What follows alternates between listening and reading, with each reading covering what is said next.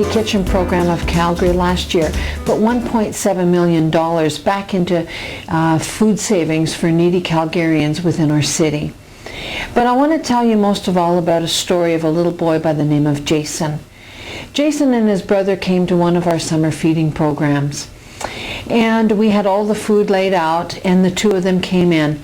They were quite pale and thin, and the two of them came in and sat all separate from all the other children. And as all the children went up to go get their food, I noticed these two were just apart. They had already started isolating themselves from others.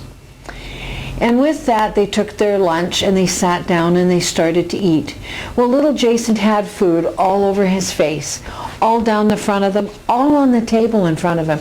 And he was just eating as fast as he possibly could.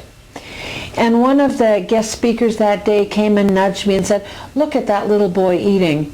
And I said, "Sir, that's a hungry child that you see."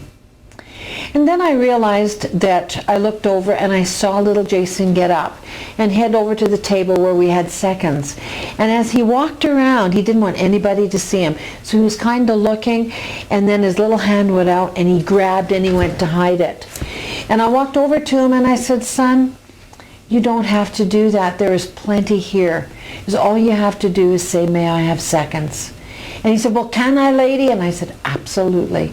There's more food here than we can all eat."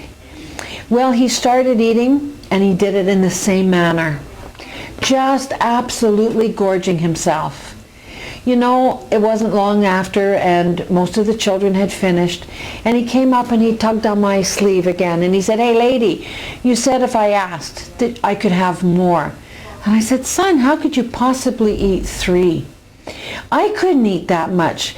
And he said, "Well," and I said, "Okay, tell you what, why don't we send some home with you?"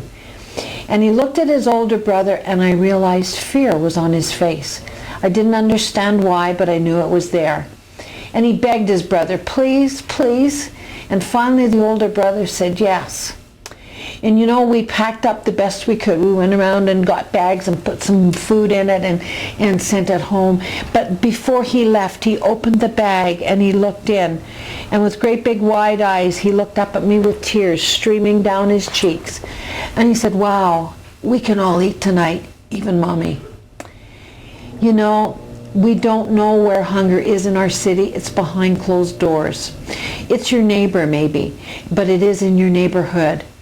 And I want to take this opportunity to thank FCSS and the City of Calgary for enabling the Community Kitchen Program to reach out and help needy Calgarians.